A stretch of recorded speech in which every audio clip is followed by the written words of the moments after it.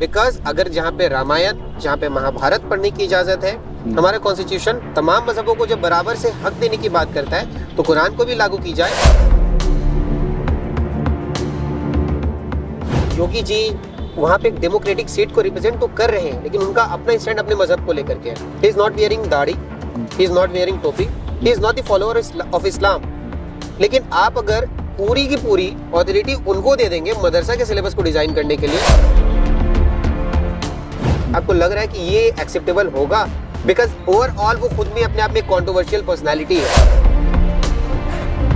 जो लोग उस मदरसे से रिलेटेड है, जो लोग उस सिलेबस से रिलेटेड है, जो लोग इसके लिए रिस्पॉन्सिबल है और जो सदियों से चीजों को लेके आगे चले आ रहे हैं, तो रामायण हो, महाभारत हो, कुरान हो, हदीस हो, दरस निजामी हो, if you are including that is most welcome. लेकिन थोपा ना जाए, बच्चों को चॉइस दी जाए। एनसीईआरटी के सिलेबस में रामायण महाभारत को ऐड करने की बात हो रही है, मतलब ये सिफारिश की जा रही है कि ऐड किया जाना चाहिए, रामायण महाभारत को पढ़ाया जाना चाहिए। उसी तरीके से एक शफीकुर रहमान बर्क हैं, सपा के सांसद हैं, उन्होंने भी कहा कि कुरान को भी ऐड किया जाना चाहिए। तो धार्मिक किताबों को एनसीईआरटी के सिलेबस में ऐड करना कैसे देखते हैं आप? देखिए, जिस बात से मैंने स्टेटमेंट शुरू की थी कि हिंदुस्तान रंग बिरंग मजहब से जुड़ा हुआ एक खूबसूरत सा मुल्क है, यहाँ पे अलग अलग धर्म के लोग हैं, उनको आज़ादी है अपने तरीके से पढ़ने की। और हिंदुस्तान का जो सेक्युलरिज्म है, it is not about that we are not accepting any religion, it is like we are respecting every religion.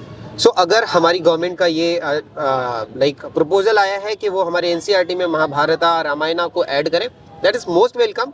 And जो आपने कहा कि सपा के एक नेता ने ये कहा, that is completely right. Because अगर जहाँ पे रामायण, जहाँ पे महाभारत पढ़ने की इजाजत है, हमारा कॉन्स्टिट्यूशन तमाम मजहबों को जब बराबर से हक देने की बात करता है तो कुरान को भी लागू की जाए। लेकिन हम सारे स्टूडेंट्स को महाभारत, रामायण या कुरान ना थोपे, वो उनको चॉइस देना चाहिए कि वो उन सब्जेक्ट्स में से क्या लेना चाहते हैं। फॉर एग्जांपल, जामिया मिल्लिया इस्लामिया में जब आप फर्स्ट ईयर पे आते हो, आपको 3 चॉइस दी जाती है। आईआरसी, इंडियन रिलीजियस कल्चर आपको पढ़ने का मौका दिया जाता है, इस्लामियात पढ़ने का मौका दिया जाता है, और हिंदू रिलीजियस कल्चर पढ़ने का मौका दिया जाता है। इन तीनों में से आपको कोई एक एक्सेप्ट करने की जरूरत है, हमें पढ़ने का मौका दिया जाता है। As a Muslim I have opted Indian religious culture, not इस्लामियत। तो मुझे वो चॉइस दिया गया। एनसीईआरटी में ये तमाम चीजें अगर ऐड ऑन की जा रही है, दैट इज मोस्ट वेलकम। लेकिन बच्चों को ये चॉइस दिया जाए कि इन सब्जेक्ट्स में से, क्योंकि हिंदुस्तानी कल्चर है महाभारत, रामायण और कुरान जब आती है, because we Muslims are the integral part of this India. So जाहिर सी बात है, हमें भी अपने हिसाब से पढ़ने की जरूरत होनी चाहिए। एंड अगर मैं इसमें और एक बात ऐड ऑन करने की बात करूँ, तो दरस निजामी जो कि मदरसा का सिलेबस का पार्ट है, उसको भी सेंट्रल यूनिवर्सिटी एंड एनसीईआरटी वाल को भी ऐड कर देना चाहिए, ताकि जो मदरसा से बच्चे आते हैं उनके पास भी चॉइस हो कि दरस निजामी जो वो पढ़ते हुए आ रहे हैं, जो कि 200-300 साल से ही हमारे दरमियान में मौजूद है, तो सिलेबस को उनको भी पढ़ने का मौका दिया जाए। तो रामायण हो, महाभारत हो, कुरान हो, हदीस हो, दरस निजामी हो, if you are including that is most welcome. लेकिन थोपा ना जाए, बच्चों को चॉइस दी जाए चूज करने। मतलब ये कुल मिलाकर के थोपा नहीं जाना चाहिए, थोपा नहीं जाना चाहिए कि आप चॉइस पे रखना चाहिए, कि ऑप्शनल होना चाहिए, कि आप ये चाहें तो कर सकते हैं। ठीक है, आपने मदरसे की बात की जी। तो मदरसे में आपने सुना होगा कि जब से मतलब बीजेपी की गवर्नमेंट आई है, चाहे यूपी में योगी की गवर्नमेंट है, तो मदरसों में बहुत सारे बदलाव हो रहे हैं। वहाँ पे सिलेबस में बहुत सारे बदलाव हो रहे हैं, और मदरसों को लेकर के हमेशा से ये भी कहा जाता रहा है कि वहाँ पे जो है इस्लामिक आतंकवाद जैसी चीज़ें भी से भी जोड़ करके देखा जाता है। तो आपको क्या लगता है कि मदरसों के सिलेबस में कितनी सुधार की गुंजाइश है, या फिर जो भी मदरसे में सिलेबस पढ़ाई जाती है उसमें कोई सुधार किया जाना चाहिए? क्योंकि हर इंसान अब अपग्रेड हो रहा है। ठीक है, तो वहाँ पे साइंस, कंप्यूटर, सारी चीज़ें ऐड हो रही हैं। तो आप इस पूरे मामले को कैसे देखते हैं? देखिए, मदरसा का जो मामला है दैट इज़ नॉट न्यू। भले स्कूल का कॉन्सेप्ट आज हमारे सामने बहुत ही उरूज पर है, लेकिन मदरसा का जो कॉन्सेप्ट है वो उस स्कूल के उरूज से भी पहले से है। आप अगर दारुल उलूम देवबंद की बात करें, आप अगर नदवा की बात करें, आप वहाँ पर देखेंगे कि माहौल के हिसाब से, समाज के हिसाब से और ज़रूरत के हिसाब से वो अपने आप को ढाल रहे हैं। आपने कहा कि अगर मौजूदा सरकार, आपने एग्जाम्पल लिया योगी आदित्यनाथ के। देखिए, योगी आदित्यनाथ वो सीएम है, he is respected CM of Uttar Pradesh and I respect that too।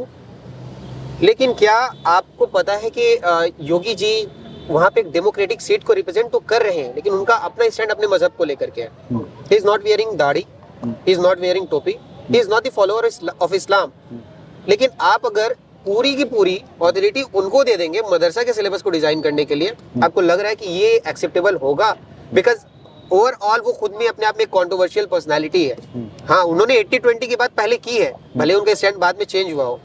सो मेरा ये मानना है कि अगर यूपी के जनता ने आपको चुना है या हिंदुस्तान के जनता ने हमारे प्राइम मिनिस्टर को चुना है, he is a decision maker, वो डिसीजन बनाए वहां पे। लेकिन जो लोग उस मदरसे से रिलेटेड है, जो लोग उस सिलेबस से रिलेटेड है, जो लोग इसके लिए रिस्पॉन्सिबल है और जो सदियों से चीज़ों को लेके आगे चले आ रहे हैं, आप उनको उनकी सलाहियत के हिसाब से आप उनको एडवाइस कर सकते हैं। आप वहाँ पर भी फोर्सफुली चीज़ों को इम्प्लीमेंट ना करें। मदरसा में पढ़ाई पे चेंजेस की जो बात की है, क्या चेंजेस करना है, मतलब क्या करना है आपको? मैं जिस क्लास में हूँ अभी, मेरे साथ बहुत सारे बच्चे दारुल उलूम देवबंद से हैं, बहुत सारे बच्चे दारुल उलूम नदवा से हैं, बहुत सारे बच्चे बरेली शरीफ से हैं, और दे आर इक्वली कॉम्पिटिटिव। वो बराबर से कंपटीशन हमारे साथ में कर रहे हैं। I am from school, they are from मदरसा, और वो हमारे साथ में जामिया मिल्लिया इस्लामिया एक सेंट्रल यूनिवर्सिटी, वहाँ पे आगे बराबर का हमें टक्कर दे रहे हैं। मैं उन मदरसों की बात कह रहा हूँ जहाँ पे जो इस तरीके की जो आधुनिक शिक्षा है वो नहीं दी जाती है। मैं उन मदरसों की बात कह रहा हूँ। आधुनिक शिक्षा क्या, दरस निज़ामी को अगर आप देखेंगे, वो अपने आप में वहाँ पे कुरान की बात करता है, वहाँ हदीस की बात करता है, वो तफसीर की बात करता है, साथ ही साथ में मौजूदा दौर पे जो अभी reasoning, English grammar, general sciences, social sciences, political sciences, वो इंक्लूडेड है वहाँ पे, तो वो उसी तरीके से पढ़ा भी रहे हैं। अब आप क्या करना चाहते हैं? आप मदरसे में रामायण पढ़ाना चाहते हैं? आप आश्रम में कुरान पढ़ाना चाहते हैं? नो, मदरसा में बच्चे गए हैं, वो एक पर्टिकुलर रिलीजियस से रिलेटेड है, जाहिर सी बात है वो मजहब के हिसाब से चलेंगे। हाँ, लेकिन दुनियावी तौर पे जो चीजें चल रही है, अब ऐसा ना हो कि बच्चे मदरसे से 2+2 पूछा गया तो उनको 4 नहीं पता चल रहा है। बट ये एक ऐसा एजेंडा है जो हमें बताया जाता है, बट ऐसा होता नहीं है। मदरसा के स्टूडेंट्स के बारे में आपको पता है कौन कौन हो सकते हैं? मदरसा के स्टूडेंट में से राजा राम मोहन राय, वो मदरसा के एक प्रोडक्ट है। मौलाना अबुल कलाम आजाद मदरसा के एक प्रोडक्ट है। आप कैसे बात कर सकते हैं कि मदरसा जो है वो अपने आप में कॉम्पिटेबल नहीं है? मदरसा इक्वली कॉम्पिटेबल है। और अगर बदलाव की बात कर रहे हैं, इंडियन एजुकेशन सिस्टम को ही बदलाव की जरूरत है। चाहे वो स्कूल के लिए हो, बिहार का भी हालत देख लीजिए आप, बिहार में स्कूल की क्या हालत है।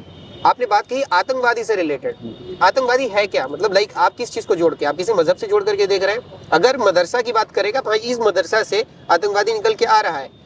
गवर्नमेंट 70 साल कांग्रेस की चली, अभी 10 साल से बीजेपी की कांग्रेस चल रही है, 80 साल में गवर्नमेंट के पास इतना नहीं हो पाया कि एक ऐसा मदरसा जो कि एक टेररिस्ट ऑर्गेनाइजेशन है, वो उसको बैंड नहीं कर पा रही है। Are you serious? तो ये एक पॉलिटिकल एजेंडा है।